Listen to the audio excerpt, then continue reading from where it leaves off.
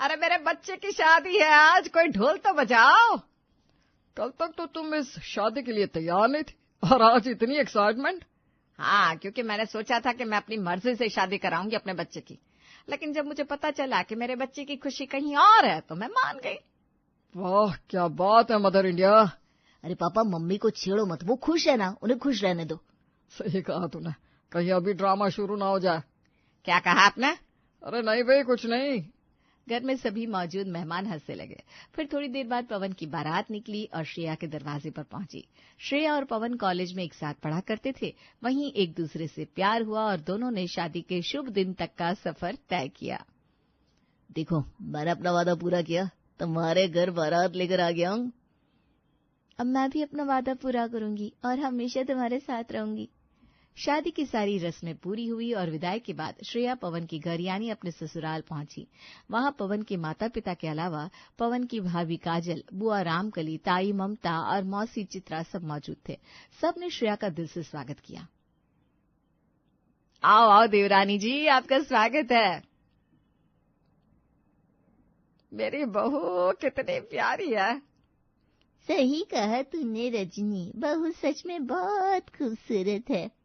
आखिर हमारे पवन की पसंद है। हाँ, पहले जिस पसंद पर बवाल किए सबने उसी पसंद पर आज तारीफ कर रहे हैं। वाह बे वाह, यही तो तब से मैं सोच रहा हूँ। अरे आप लोग क्या चाह रहे हो कि अब शादी हो गई है पर अभी भी स्यापा हो?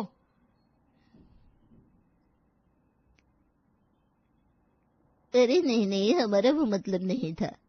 सब लोग अपनी अपनी बात बोल रहे थे और श्रेया को ऐसा लग रहा था जैसे वो किसी टीवी सीरियल के सेट पर आ गई हो। सास, भाभी, बुआ, मासी, ताई सब वहां मौजूद थे। तभी श्रेया ने धीरे से पवन के कान में कहा, मुझे तो बहुत टेंशन हो रही थी सब लोग कैसे रिएक्ट करेंगे, लेकिन मुझे बहुत खुशी है कि तुम्हारा इतना बड़ा परिवार है और सब लोग मेरे आने से बहुत खुश भी हैं। अरे परेशान क्यों हो रही हो? तू आई है तो सबका चेहरा चमक रहा है जैसे घर में लाइट आ गई हो। अरे अरे, अब तो पहली रसोई की तैयारी करनी पड़ेगी। हाँ, कुछ स्पेशल तो होना चाहिए। मेरे तो दम आलू खाने की बड़ी इच्छा है।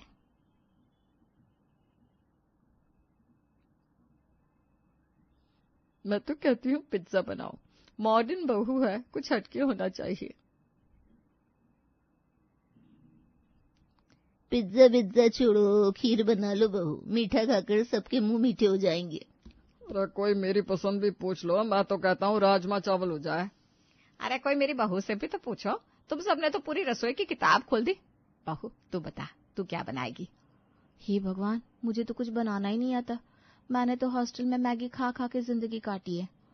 क्या सोच रही है बेटा, कोई दुश्मनी निकालनी है क्या रसोई से?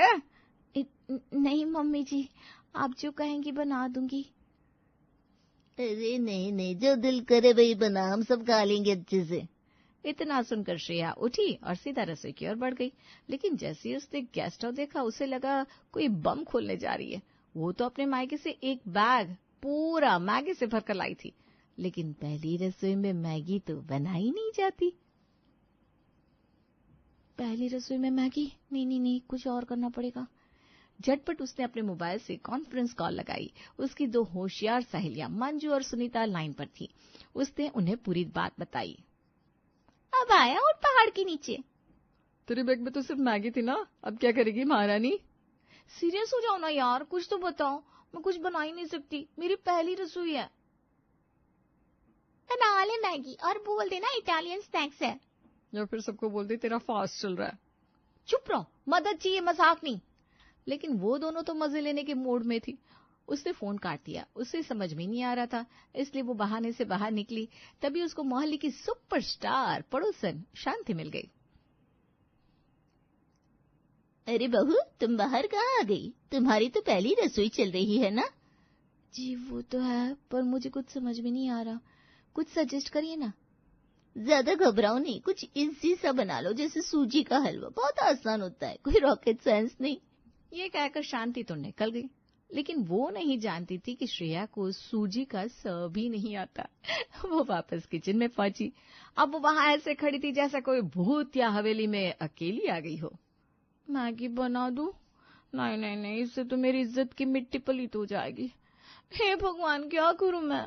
श्रेया रसोई में अकेली खड़ी थी। सामने सिलेंडर, गैस, बर्तन, सब्जियां, तेल, मसाले और पीछे से आती तमाम सलाहें।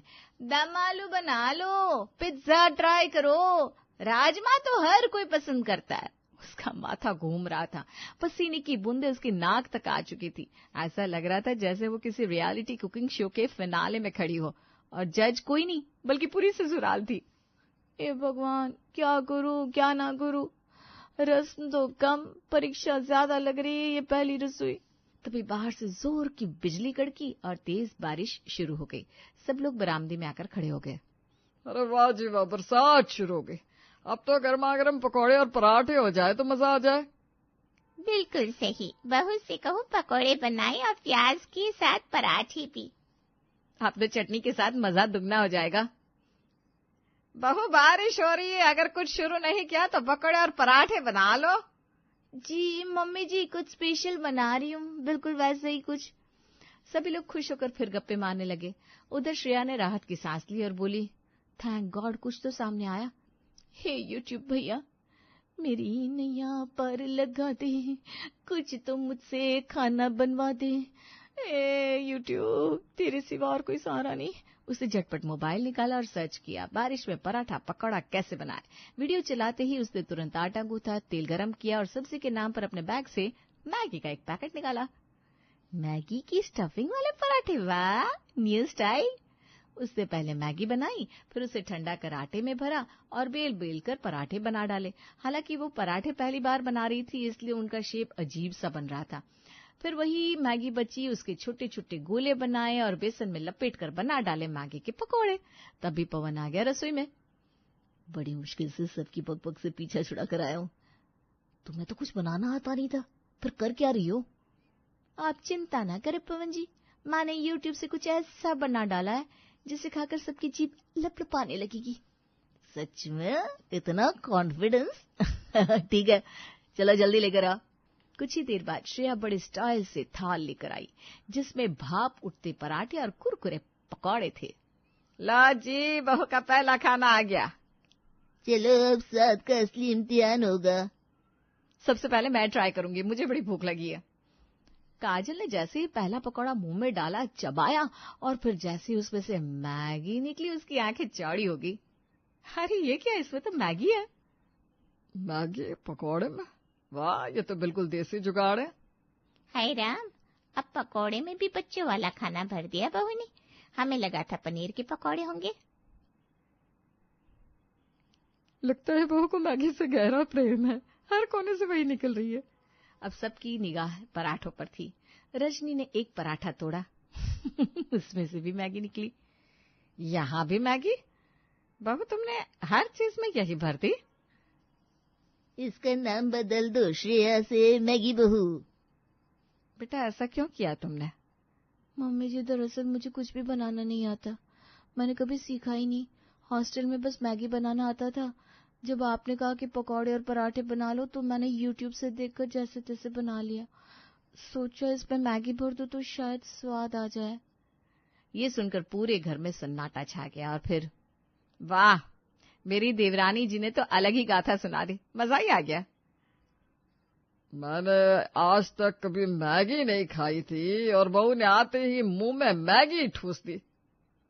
कम से कम बहू ने कोशिश तो की, वरना कोई और होता तो बहाना बना लेता। बेचारी सोच रही होगी, अगर इन लोगों को पता चल गया कि मुझे कुछ बनाना नहीं आता तो अभी वापस मायके छोड़ आएंगे। बेटा, तुमसे किसी ने कहा कि अगर तुम्हें कुछ नहीं आता तो झूठ बोल दो? हाँ, इतनी मेहनत की पर हमसे नहीं बताया। अरे हम कोई राक्षस थोड़ी ना है। माफ कर दीजिए मम्मी जी, आगे से कभी नहीं छुपाऊंगी, आप मुझे सिखा दीजिए बस। रजनी ने उसे गले लगा लिया। अब चलो मेरी रसोई में आओ, आज से तुम्हारी ट्रेनिंग शुरू। नहीं, अभी नहीं, बाद में मैं सफाई कर दूं पहले। क्यों? अभी क्यों नहीं? रजनी ने श्रेया का हाथ पकड़ा और खींच कर रसोई में ले गई और जैसे ही दरवाजा खोला, हाय दैया, हाय दैया, हाय दैया, पूरी रसोई मैगी के पैकेट से भरी हुई थी। जमीन पर टूटे हुए नूडल्स, स्टील के डिब्बों में मैगी, सिंक में मैगी, चम्मच पर मैगी। ऐसा लग रहा था जैसे किसी मैगी कंपनी का गोदाम फट गया हो। तूने तो रसोई मैगी से ही भर दी। माफ कीजिए मम्मी जी, आगे से ऐसा नहीं होगा, प्लीज मुझे खाना बनाना सिखा दीजिए। ठीक है बेटा, मैं तुझे सब सिखाऊंगी, लेकिन एक वादा कर। कौन सा वादा मम्मी जी? आगे से कभी मेरी रसोई को मैगी से नहीं भरेगी। पक्का वादा।